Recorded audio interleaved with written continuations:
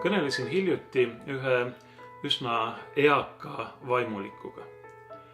Eakaga vanuse poolest, aga mitte niivõrd vaimuliku ameti staaži poolest. Ta on üle 80 aasta vana, aga ta pühitseti vaimulikuks alles siis, kui ta oli juba rohkem kui 50. Põhjus, miks ta pühitseti vaimulikuks nii hilja, seisnes selles, et ta oli enne seda pühendanud oma elu nii-öelda ilmalikule tööle. Tegemist oli kristliku perega. Ta oli mõelnud ka varem vaimuliku kutsumuse peale, aga nii kaugele jõudis ta alles siis, kui ta oli juba 50 aastat täis.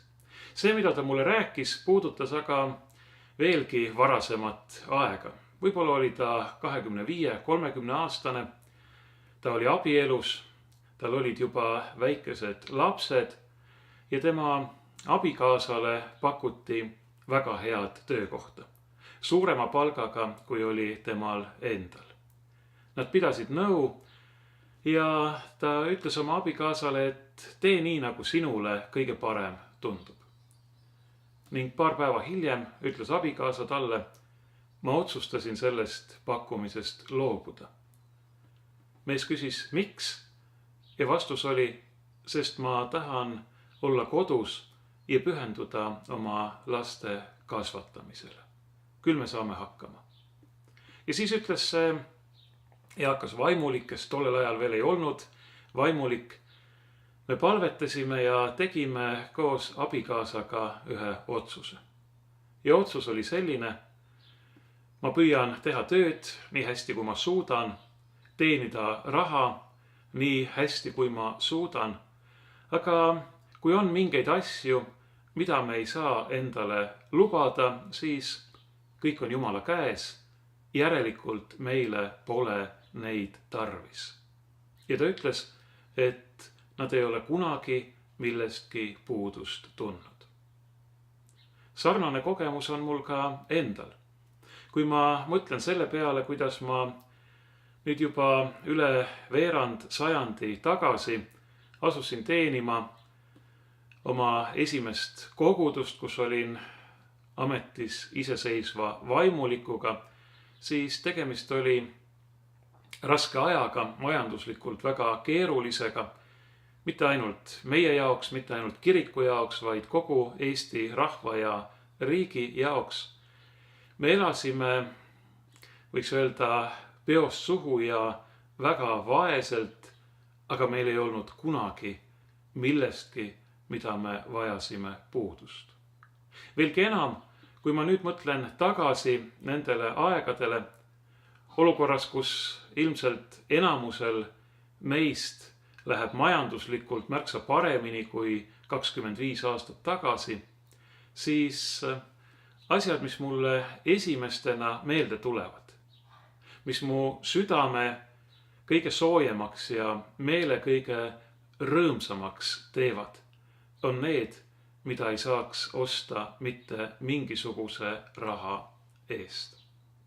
Apostel Paulus kõneleb millestki sarnasest, kui ta ütleb oma esimeses kirjas Timoteusele, Jumala kartus on suur tuluallikas, kui inimesele piisab sellest, mis tal on. Enne kui ma ütlen lähemalt midagi selle salmi ja sellele järgneva kohta, tahan ma juhtida tähelepanu, et see salm algab ühe väikese sõnakesega, mida ma praegu ei lugenud, ja nimelt sõnaga ent. Ja see viitab millelegi, mis seisab eespool. Niisiis, et mõista selle salmi kogu tähendust, peame vaatama vähemalt ühte eelnevat salmi, tegelikult natukene rohkemat. Ma loen ette alates esimese Timoteuse kirja 6. peatüki 3. salmist. Kui keegi õpetab teisiti, ega jää meie issanda Jeesuse Kristuse tervete sõnade ja Jumala kartusele vastava õpetuse juurde, siis see on iseennast täis ega saa millestki aru.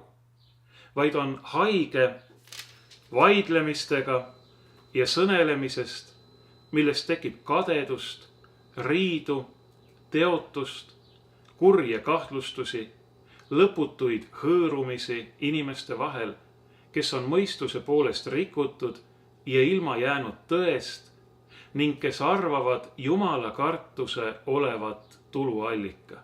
Ning nüüd läheb edasi, ent Jumala kartus on suur tuluallikas, kui inimesele piisab sellest, mis tal on. Niisiis on siin juttu inimestest, kes ajavad taga oma kasu ning kes arvavad Jumala kartusegi olevat tuluallika. Kellel võime öelda, ei ole sooja ega külma tegelikult Jumalast ega oma kaasinimestest ega rõõmusõnumist Jeesusest Kristusest, vaid kes üritavad seda võimalust mööda ära kasutada mingisuguse tulu, mingisuguse ärikasu saamiseks, nii nagu ühes vanemas eestikeelses tõlkes öeldakse. Kes arvavad Jumala kartuse olevat tuluallika. Ma ei taha hakata siin kellegi üle kohut mõistma, aga ma ei saa ka midagi selle vastu, et mulle meenuvad mitmed, eriti siin Ameerikas, kuulsad nii-öelda teleevangelistid, kes näikse olevat teinud Jumala kartusest või evangeeliumi kuulutamisest endale eeskätt maise ajaliku tuluallika.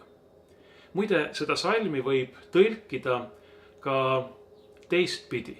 Mitte, et kes arvavad Jumala kartuse olevat tuluallika, vaid kes arvavad tulu või kasu, siis maise ajaliku kasu ja edu olevat Jumala kartuse või samastavad selle tõelise Jumala teenistusega. Ja ma arvan, et nii mõnigi meist on kuulnud ka sellist nii-öelda rõõmusõnumit. Kui sa oled kristlane, kui sind ristitakse, kui sa usud Jeesusesse, Kristusesse, siis Jumal teeb sind kõigiti edukaks ka siin selles elus. Seda nimetatakse vahel edu teoloogiaks ja see on otseses vastuolus sellega, mida Jeesus ja tema apostlid tegelikult õpetavad. Nemad õpetavad kõike siin maailmas maha jätma, oma risti enda peale võtma ja ustavalt Jeesuse järel käima. Nii nagu apostel Paulus ütleb, kõike muud peale Kristuse tunnetuse pühkmeks arvates.